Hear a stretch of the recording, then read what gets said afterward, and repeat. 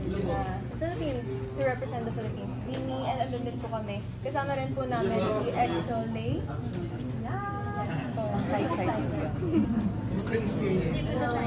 Ay, iba po yung experience kasi parang ito po yung first international po namin, ganap namin, and sila po yung mismong tumawag po sa amin to guest sa kanilang showcase, and sobrang kakaiba siya kasi nire-represent po talaga namin yung P-pop at yung Pilipinas, kaya isa po siyang karangalan sa grupo namin, and wow, di ba? Parang nakakatawa. Para maging ito yung first na out of the country experience namin, nakakatuwa talaga.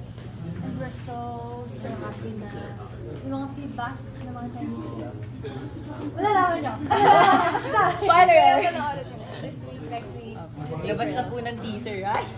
Pero like, di ba sabi niyo, like, parang iba yung story naman ngayon ng songs. Opo. Pero like, in terms of genre, how will it same pa rin ba nung dati? Well, G22 po kasi talaga, very experimental po talaga kami. Parang tinatahak po namin iba't ibang cluster ng OPM. Kasi para hindi po tayo box sa kung ano lang yung pwedeng ibigay. And dito po sa mga kanta namin at sa mga susunod pa namin kanta, talagang mag-explore po kami ng mga iba't ibang genre, ng mga iba't ibang tunog. Opo. So sa One-Sided Love, medyo dun po siya on the lo-fi, on the medyo soft pop. Yeah. If ko-compare po natin siya sa Loca, na very alternative rock. So, ibang-iba po talaga siya. Opo.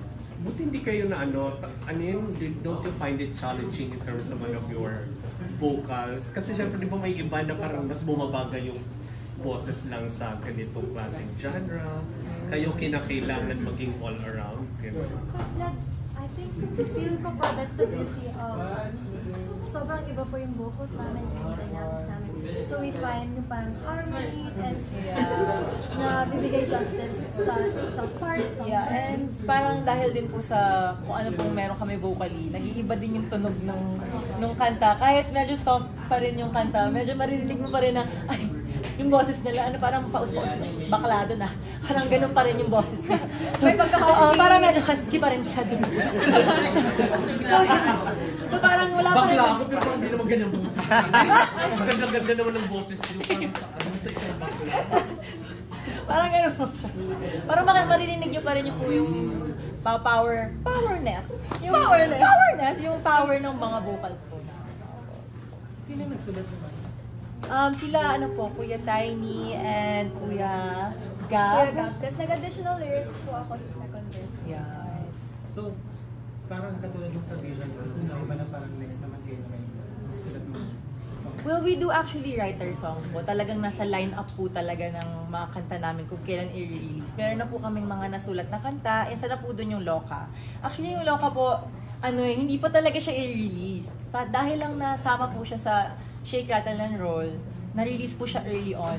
And hindi lang po Loca ang mga nasulat, madami po talaga. So, sa mga lineup po ng songs na i-release po namin, dinedepende din po namin siya sa era at sa messaging po namin.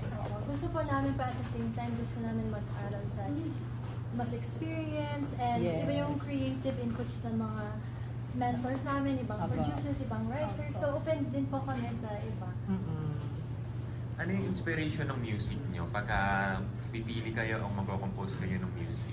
Very important po talaga sa amin yung gusto namin iparating na mensahe po sa nakakarami. Ay, hindi. Nakakarami. So, yun po, parang when we pili the songs po, parang mas importante po sa ano ba yung gusto niyang iparating.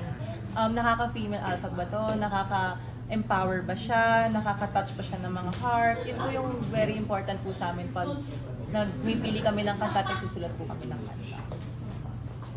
Tapos yung group nyo, saan siya inspired? Kasi di ba minsan may mga P-pop group din na, ba inspired sa Little Mix. So sa inyo ba, kanino inspired yung yung group nyo? Well, we definitely look up to many of our seniors. Pero I think our group is inspired by who we are and our origin stories. And that's why Female Alphas na come up po. Kasi parang yun yung nakita po sa amin ng aming company na Cornerstone. Kaya very thankful po kami sa kanilang lahat. Pero ngayon po, parang sinasabi nila parang going on the direction, parang TLC. Wah! Ay, say my name, say my name! Testing. About testing? And sa inyo ba, sino pang gusto niyo mga-collaborate ng mga singers pa or mga kapatid niyo sa P-pop group? Napakadami Meron pala. ba? So, sobrang mga- open po kami sa collaborations, pero I know that the girls have been so pure vocal about itong group SB19. Of course, SB19. syempre, parang lahat gusto mag-collab dyan. Galing nila. Ako naman po, Ben and Ben, kasi lahat ng songs and music nila napakaganda. And gusto ko pong maging part yung group namin ng isa sa mga songs din nila. Yes, for me po talaga ang aming mentor. Na hindi lang po siya mentor namin, but kakolab namin si Ate Casey Tandingan. Like, oh my God. Amen. Nahimatay na ako. Malalim. Pag talaga si Ate Casey po kasi grabe po talaga siya. Hindi lang po siya mentor namin, ate na rin po talaga namin siya. Opo. And hands-on din si Ate Casey nung may debut po kami. Bang! Nag-additional vocal arrangements din si Ate Casey. And sobrang, we learned so much.